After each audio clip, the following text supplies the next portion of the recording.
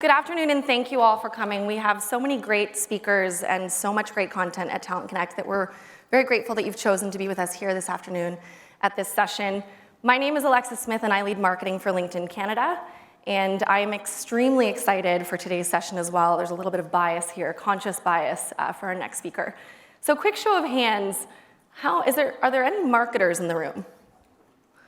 Okay, good. That's more than I usually see. And are there any people responsible for employer brand marketers? All right, this is usually what happens. So you're in the right place. But what's interesting is there's usually more hands that go up for employer brand and less marketers. And what I think is interesting is how many people here are in HR, TA, recruiting, et cetera. So what's interesting is our jobs in HR is to recruit people with the right skill sets for the right roles for all of our client sets and our customer groups. But when it comes time to recruit people for our teams, oftentimes we just try to wear multiple hats. So you're in the right session. So for those of you who are marketers, thank you for coming as well. Thank you to everybody who wears the marketing hat and tries to figure out this new and exciting and impactful world of employer brand. As a previous head of employer brand and culture for Anheuser-Busch, any beer fans in the room? Couple. I am personally very excited to hear. I'll be taking notes as well, and I think it's a really great session that we have. Our next speaker is amazing because not only does he have an incredible roster of brands from leading internet marketing at eBay, he worked for Apple. Actually, prior to business school, fun fact, he was also a trial lawyer, so we'll have a really strong case that he'll put forward today, I'm sure. And most recently in his role, he is the head of marketing, employer brand, and talent acquisition for Google, probably a company many of us have heard of, and certainly one that a lot of us from an employer brand standpoint aspire to learn from, given the number of times they appear atop those employer lists that we are all often seeking to be a part of. So without further ado, it is my honor and distinct pleasure to introduce to you Chris Malin.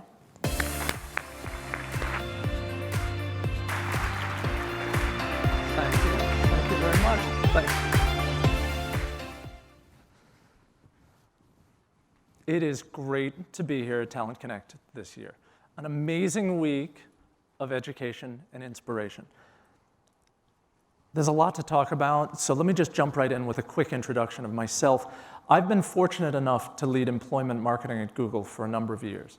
But what I want to talk about today is not how Google does things. I want to go broader than that. This is about what I've learned and tested and how I've come to understand marketing in an employment context. It's a synthesis of a career's worth of practice that when applied to employment marketing, it's made a huge difference on how I plan, on how I work, on how I deliver, and how I communicate. So to help you understand a little bit about my perspective, let's take a quick step back in time. If you look at my LinkedIn profile and you scroll all the way down to the bottom, what you'll see is my first marketing job, marketing manager at Apple for developer marketing.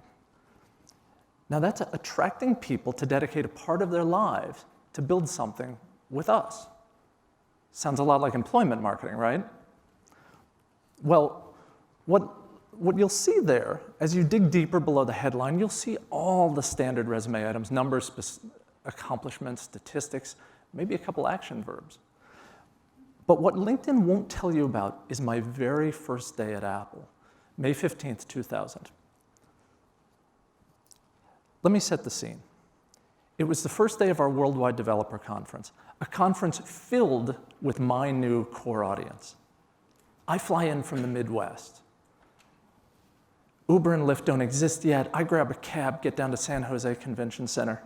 It's the middle of Steve Jobs' keynote. I rush to find my new boss. She hands me a copy of a preview version of Mac OS X, our brand new operating system that Steve Jobs at that very moment was revealing to the rest of the world. She sets me behind a table and says, "You're going to hand these out." Now, I haven't met anybody else on my team. I don't know what I'm supposed to do the rest of the week or the rest of the day. But what I do know is I'm holding in my hands probably the most valuable piece of marketing collateral I had ever touched. This was going to change computing. It was going to help us reinvent Apple, and I was going to get to be a part of that So the keynote ends. The door to the hall, they burst open, people come rushing out, and there I am behind the table, winning smile, confidence coming out of my body. And I don't know what exactly I expected. I don't know what reaction I thought I'd get. But what I didn't expect was for the first person who came up to me to stare me down, scowl, grab the disc from my hand, rip it out, and storm away. But I'm glad he did. You see, I had just encountered someone who had been on the bad side of really good marketing. Someone for whom what we had said and what we delivered were out of alignment. Somebody who wasn't sure they wanted to spend any more time with us. That moment and the contrast between my smile and that scowl, that moment informed the way I think about marketing ever since.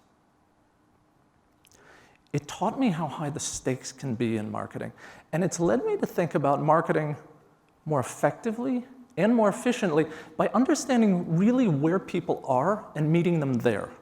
And that's what I want to share with you today.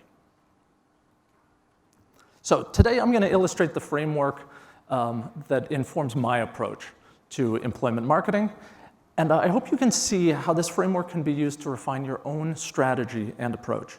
And my goal by the end of today's session is for everyone here to have a fresh perspective on how to apply core marketing tenets to drive better conversations with internal partners,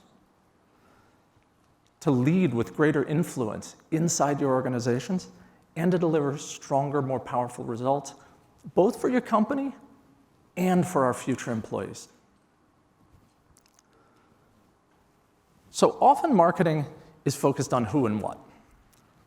Who we intend to reach, and what we want them to do.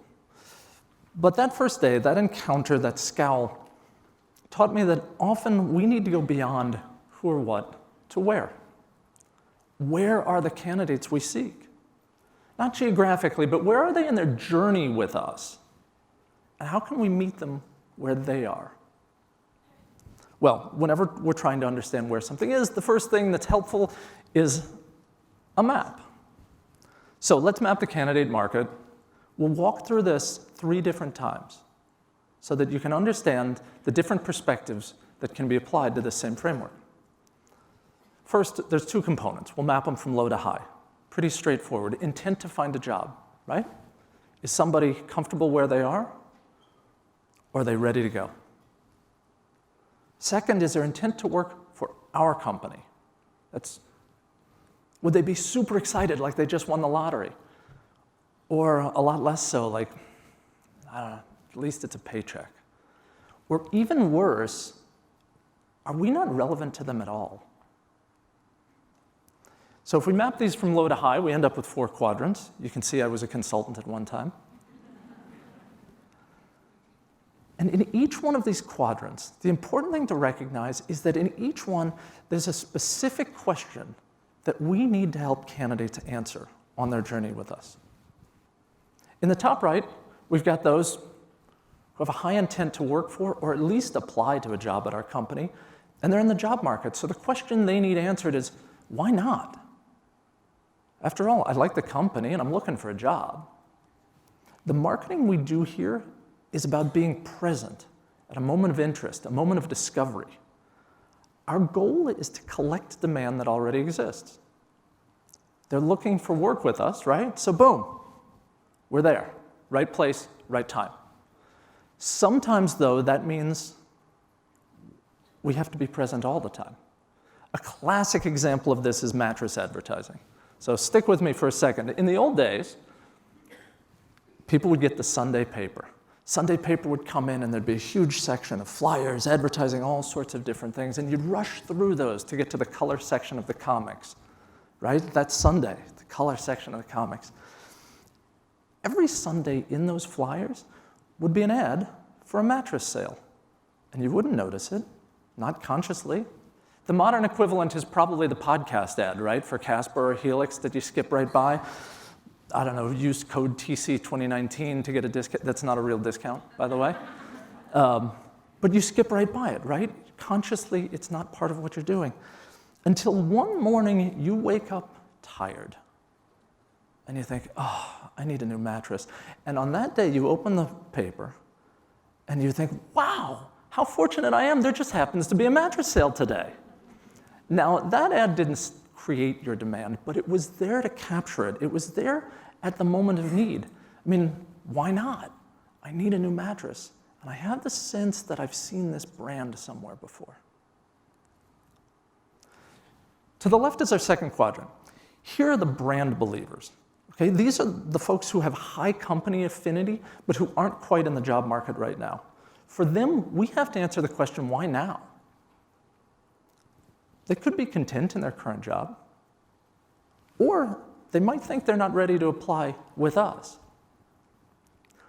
Connecting with this group is really about driving a sense of urgency and sometimes building their confidence. This is helping people see the opportunity that comes with timelines, right? You see a lot of this in typical advertising, right? This week only, flash sale. While employment marketing is similar, it's a lot more nuanced.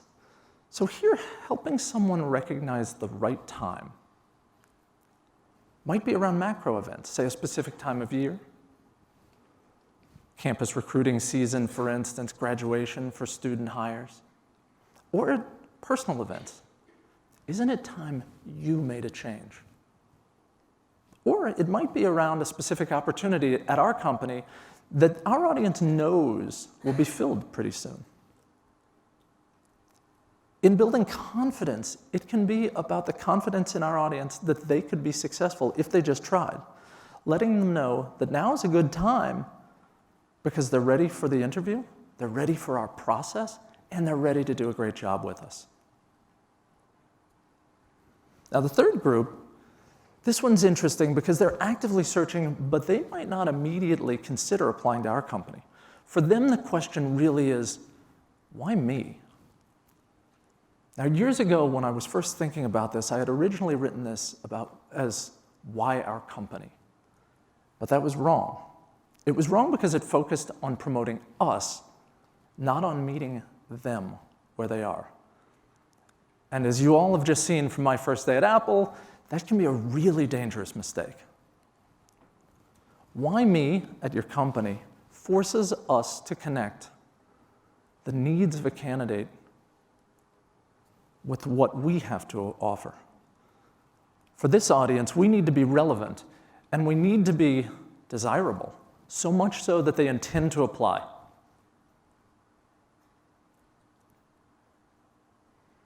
And this is where we first need to think about building brand then. So that's worth a quick detour from our map. The term brand often gets used very imprecisely, especially in employment work, and it can become a distraction and a hindrance for us in employment marketing. It pays then to be very specific. We're talking about 3 distinct states of mind that we have to influence in our audience. Relevance. Often a lot of our brand discussions get caught in these vague notions of awareness, right? So let's be incredibly clear here. We want potential candidates to be aware that our company has a job in their state of mind, a job for someone like me. What does this mean? Why wouldn't they know the company has a job for them? Well, it could be because the company is not broadly known, but it can also be when we're growing into a new geographic location, expanding into a new line of business, or importantly, if we're trying to attract a more diverse and representative workforce. One quick example might be Amazon from years ago when they were first building Amazon Web Services, right? They were already a household name. Everybody knew who Amazon was. But if you were an enterprise software salesperson, you might not have known that they had an opportunity that aligned with your skills and your career ambitions. Now again, keep in mind that someone like me stretches beyond skills and ambitions. It reaches a candidate's preferred way of working or immutable characteristics like race or gender or more. This is brand reaching people on a deeply personal level. And it's why relevance is the goal, not awareness. So desire is interesting. This is often the beginning and end of a lot of brand conversations, right? Can we look cool? Can we show off the office, our new perks? Where this really lands, though, is in its focus on factors that create desirability for the audience we're seeking. This is much more specific, and it's focused on their needs. I'll say a little bit more about needs in a bit, but for now, keep in mind that we're not trying to get people to find us attractive. We're trying to get them to find us compelling, to become infatuated, maybe even start to fall in love. Now, intent is the most often forgotten, right? Intent is the step between desire and action. It's a change in state of mind from I want to I will. It's a move from infatuation towards that first step of commitment, even if that's just a first date. Now, to give you a quick sense of the difference between desire and intent, let me have a quick show of hands. We'll do that again. How many of you here, you warmed up, how many of here desire to be in better physical shape? Want to feel better, healthier? Yeah, okay. Now, how many of you intend to be in the gym today? Yeah, there we go. Neither do I, neither do I. It's a lot easier to build desire than intent, right? So as marketers, aim for the more difficult challenge. Now with that new perspective on brand, let's go back to the map. Our last quadrant here. For those with low job search intent and low company or brand intent, the question for them is why bother? Here, the most important thing is that our company builds significance, that we stand for something. It can be products and services. It could be principles. It could be our culture. But this work is largely beyond the scope of employment marketing. We can't neglect this area. It's just we can't do it alone. It's too heavy. This is a long-term investment. So if we're planning to enter new markets, if we're hiring for new profiles, or if we just can't find enough people to hire in those other quadrants, we have to keep this audience in mind. And we'll need to build partnerships across our business to succeed. One thing you should really notice here, though, is an important difference between the last quadrant and this one. There, we were aiming for career-focused relevance. Here, we're just looking to stand for something positive in their world. Now, let's look at the map as a whole. Our first job now as marketers, now that we've seen it, is to understand how big the population is in each quadrant. Who do we have to go after? How much success can we have here? If there are enough people in that top right quadrant to fill a given set of roles, then we should just put all of our energy into moving those people that short distance to a moment of truth, getting them to view and apply for the right jobs. Now, if that population isn't large enough, or it won't be over time, that's when we start looking at longer time horizons and guiding people up and to the right. But let's think about this a little bit differently. You all have probably noticed now that the map is blue, like the water. So let's talk about fishing, just for a moment.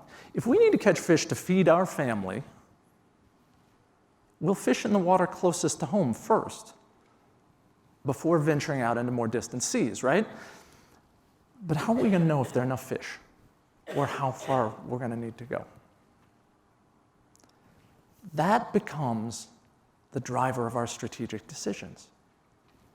To understand that, we need to know how many potential candidates we can reach here, how many fish are in each part of the sea. And it's a classic market sizing exercise, but with an employment-focused twist. First, we just need to figure out the size of the sea, and then we'll go count the fish. So, the size of our sea is defined by two sets of needs, our needs and our candidates' need. What do we need? What do potential candidates need? Our needs are defined really by who we intend to hire. Not who we wish we could get, not a long list of preferred qualifications, who we really intend to pursue. This is job profiles, but more specific than usual, and we all know how to do this, right? The type of work they do, specific skills, maybe the traits that are going to make them successful in our organization. But we also need to include other elements that might change the size of our market. For instance, living in or willing to relocate to the Dallas area. This is easy to assume, but specificity now can help guide a lot of our other marketing choices, like where to spend our marketing budget, and they can keep us aligned internally.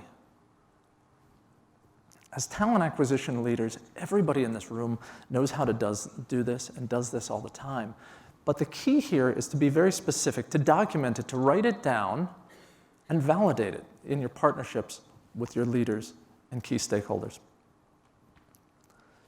Now, understanding candidate needs becomes even more powerful as we talk about messaging. But for now, it's worth considering here, in case it might change the size of the market, like what do we know or assume about the needs of our candidates in our space? Consider things like perhaps the need to have a flexible work environment versus somebody who prefers working in a more structured way. Maybe it's the need to make an impact or the need to grow or the need for certain pay or benefits. We could all imagine more. Some of these needs are going to be cost of entry. Those are the needs for us to attract a certain candidate at all. Those are the ones we need to meet in order to be considered. Then there's decision drivers. Those show up a lot more in messaging. Those are the items that we're going to overemphasize in order to make sure we're more compelling. For market sizing, let's focus on the cost of entry needs, and let's focus on the ones that we can fulfill. If we can't deliver on some of them, we end up with the same problem I had on my first day at Apple. We'll get the scowl. If we can't deliver, let's not chase people who need us to. Let's just admit that for right now, we're in a slightly smaller sea. Now, of course, as we start to count, we have to narrow these lists down, right? We have to narrow them down to things for which we can find data. But overall, once we know who we intend to hire and what needs we'll be able to fill, we can look back at the map and see how many fish are in each section. Here, let's look from far away back towards shore. First, all qualified candidates who will work in the type of jobs we're hiring for are going to fit in this population, minus those in quadrants 1 to 3, of course. To find the numbers, we can look for a range of data, including those from platforms like LinkedIn, considering job titles, job descriptions, and more. If there aren't enough people in the market at this point, then marketing is not our challenge, right? If there aren't enough people here, we have to find a way to generate supply. We have to bring more people into this market. But assuming there are enough people, or fish, if you'll stay with me there, then we're off to a good start. But remember, these ones are farthest from home. Now, in this part of the sea, remember, we have those who are actively searching but have no indications of intent toward our company. They could be applying for jobs, but not with us. They could be viewing jobs or searching, but not our jobs and not on our website. They might have only flipped the opened opportunity switch in an online profile, and you can see how we still need that external data from places like LinkedIn or other platforms, job boards, even Google Search to help us out. And we also here need to have a sense of timing. Because these are active searchers, a good option for us is to understand, okay, what's the length of a typical job search here for this kind of role? And then use the timing based on that. So if it's 3 months that it takes somebody to find a job in this particular field, let's use that. Let's look at the number of people who are actively applying over 3 months, or those who have been actively viewing and searching in the last 3 months. Make sense? Some nods? All right, in this part of our sea, we want to see the indicators of company or brand intent. This is getting exciting, right? They're getting closer. They have feelings for us, but we don't see current job applications. right? But what might we look at? Previous applications, we might count them. Thinking about time again, this is a little funnier because we could measure the length of time that somebody stays in a job between when they switch jobs, but the people here are probably staying in a role 2 to 3 years or more, and that is a long time apart to assume that somebody still has feelings for us. As a result, I found that 12 months generally works here. Similarly, job viewers who have looked at our jobs, again, whether on our site or elsewhere over the last 12 months, those who actively follow us on social media and engage with our content. This is tricky here. Remember, this is not all our followers. This is only the set of followers who meet the description that we laid out before. And you'll notice here that our data sources now become much more internal. So now we have closer access to this. We benefit from external data, but we should have most of what we need in our own accounts and from our own website.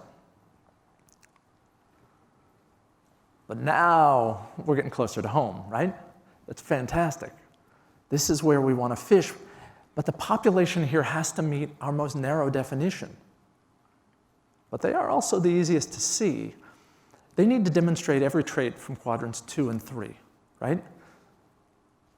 Maybe followers who've applied to one of our jobs in the past, or job viewers who are open to opportunities. You could make your own list based on your data and what you see in the patterns of your own applications. But they're almost here. That's the thing to know. And this is where near-term performance happens.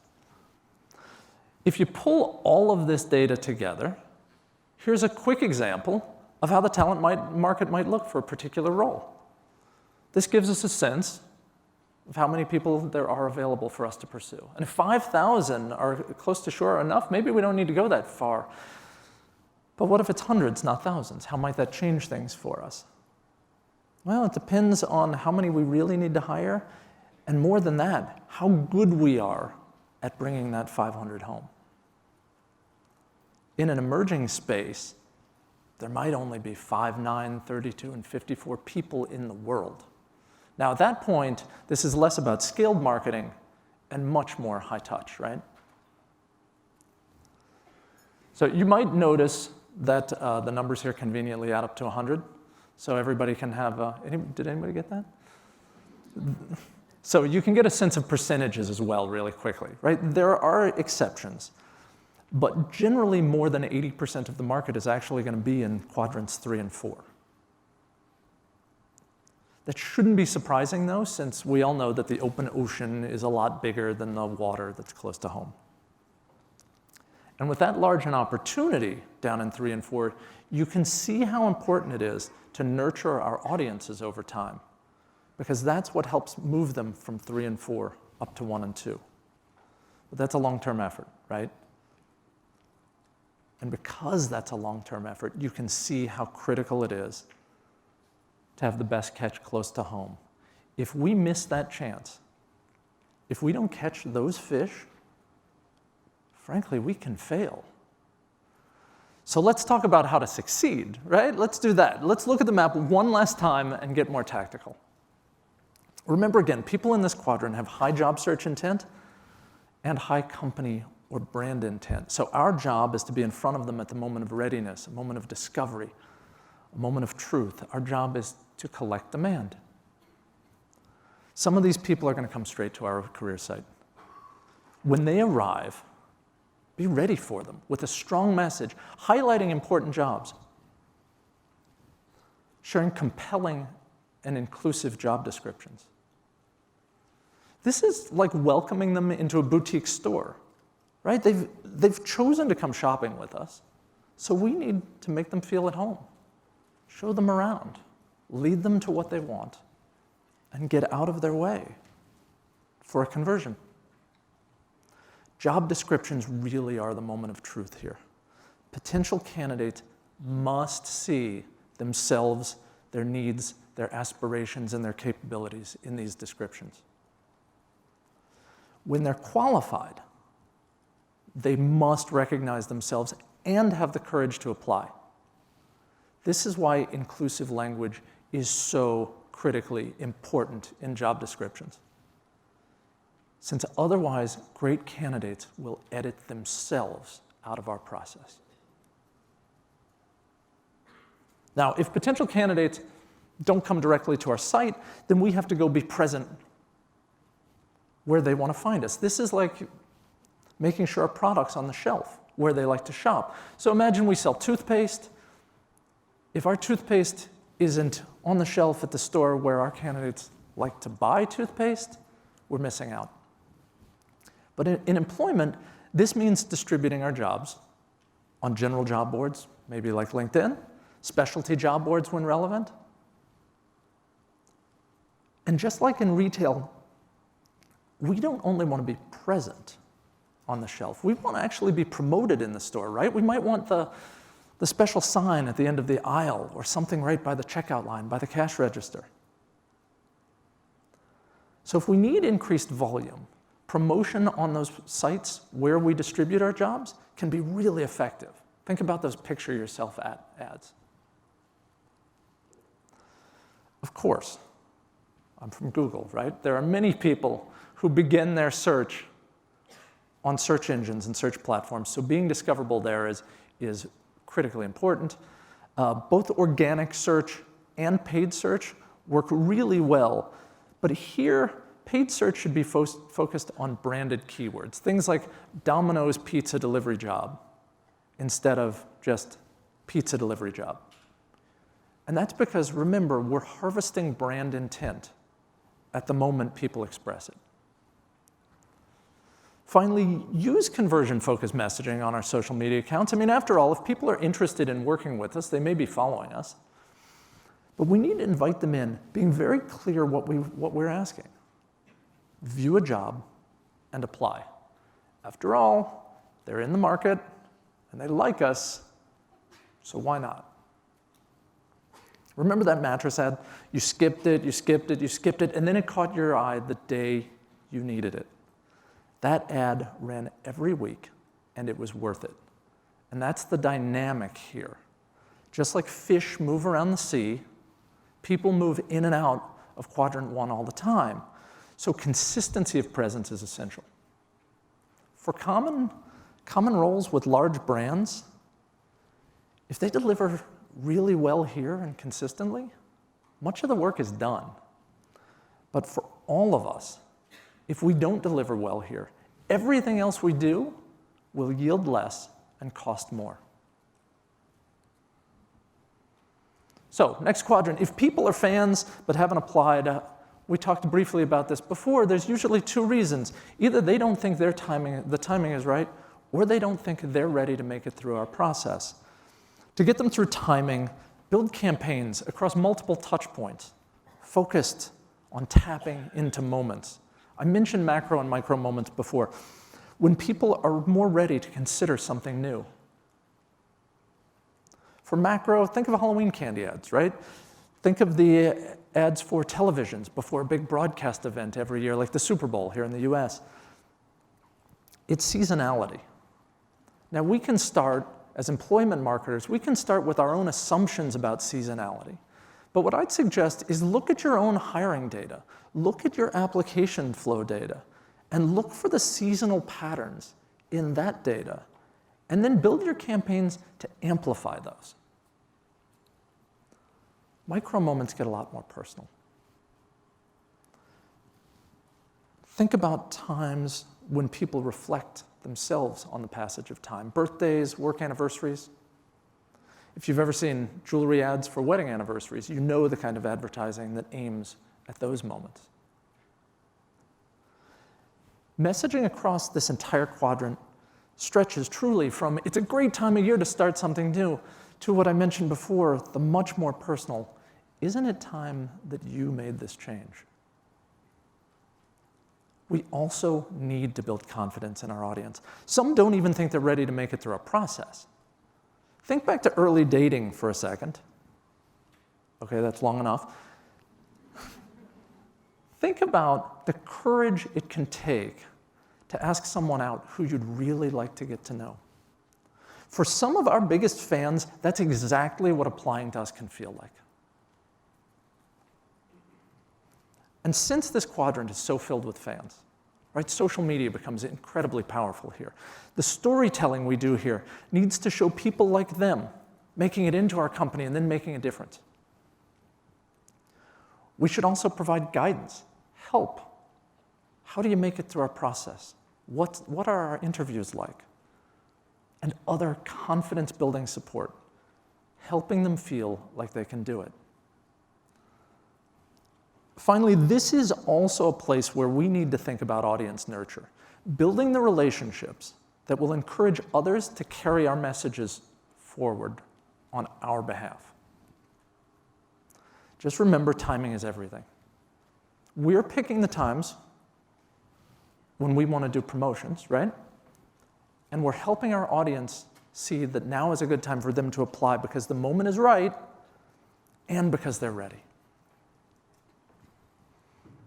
So, people with high job search intent, but a low intent to work for us, again, they're asking, why me? Think back to our slide on brand, right? The audience here needs to know that our company has a job for someone like me, and they need to intend to apply.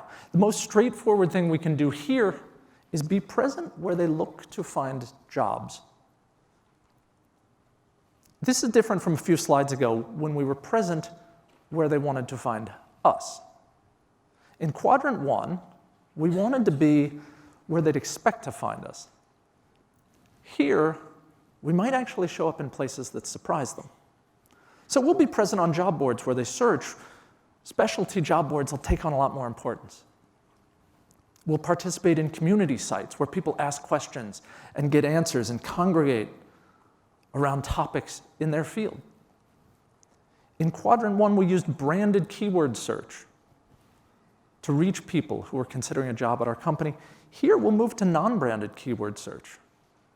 Those are more powerful because this audience doesn't yet associate our brand with their career.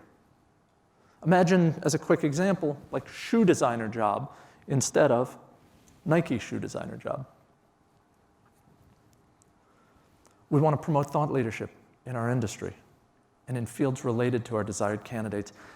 And we'll share stories of employee impact here in which the company is the catalyst, never the hero. Catalyst, never the hero. This not only creates compelling content, but it helps us engage with trade press, with business and industry press, and that's great because a lot of these stories carry much greater impact when they're told by someone else. Earned media and PR then become very important here, as does endorsement-focused social media, where we're asking people to use their credibility to carry our message.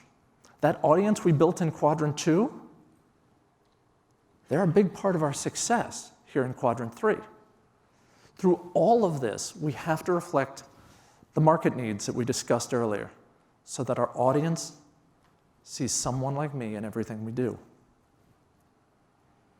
You can see how here we're increasingly relying on the broader organization to make this work, our partnership with other teams.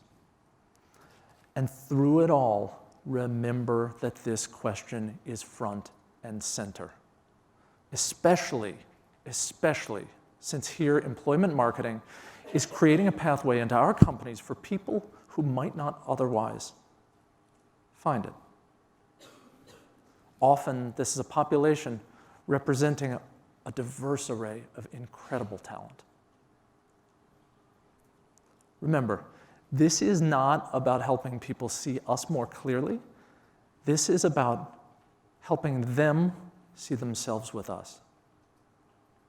You can tweet that, by the way. Okay, so quadrant 3 is about relevance to a career. We talked about that. Here, again, it's significance. It's being notable to our intended audience and meaningful to the world. It's company brand building, and it's long-term. So what tools do we have to rely on here? We need to partner. We need to partner with and support anyone whose job gives them an outside voice. When we create content, it should largely be focused on quadrants 2 and 3. When they create content, we want to ensure that the content they create includes messaging that we can use. And we want our hiring message integrated wherever appropriate. Consider an article about company growth, right? Wouldn't it be helpful if a quoted executive could mention hiring as a proof point of our commitment to grow in a particular area? Delivering here requires time, effort, communication, and collaboration across multiple partners. Using this framework, though, to deliberately plan and to communicate how we intend to deliver builds credibility. It shows our partners not just what we want, but why it really matters. And that builds our reputation as trusted experts inside the company, something that's always critically important. But we have to drive the partnerships we need. That's because, as we all know, internal partners have their own goals. And they aren't here today rethinking employment marketing like we are. So now we've been through the map a few times. We know where to find the candidates on the map of the market. We know the questions that they need to answer. We know how many people we can reach and the tools to use based on where they are. So as you head out to be incredibly successful, please keep in mind the following 3 imperatives. First, to be effective in the work we do, you know this, we need to focus on our intent as distinct from desire and cut out that noise. It's especially true at the beginning of the process when we're defining who we really intend to hire. Use this framework to help clarify, communicate, and deliver on that intent. Second, a deliberate approach will get results faster. If hiring needs are immediate, always start closest to home before you look farther. If you aren't getting enough applications and hires there, don't run out to see yet. Ask if there are enough people in that quadrant for you to even attract. If so, look at where they're getting stuck and pull those levers. Evaluate your job descriptions. Improve your career page. Distribute and promote your jobs differently. Again, if you need to feed your family, fish in the waters closest to home before venturing out into more distant seas. For the breadth of jobs you need to fill, over time, most of you will be working in quadrants 1 to 3, if not all 4. So your job is going to be to get the balance right. Your challenge will be that people in your organization who don't use this framework are going to naturally gravitate toward quadrants 3 and 4, because that's where brand lives. And I don't know, maybe it's the flashiness of the word brand, or it could just be the romance of the open ocean. But reel them in, bring them back to shore, show them how you're going just as far as you need to go to deliver an amazing catch. And finally, most marketing is about delivering products and services. It's tremendously valuable. It helps businesses grow. It connects people with great products. And frankly, it pays for all of this. Employment marketing is different, though. The stakes are much, much higher. In other marketing, it's hard enough to get people to part with money, but they can often get more. Here, we're asking for something that nobody has enough of, and that's time. So we, as marketers, need to reach a higher standard. We need to be more well-rounded marketers. We need to have clear intent and take deliberate action. Because in the end, we're attracting the people who are going to stand next to us and invent the future. And what a compelling mission that is. Thank you.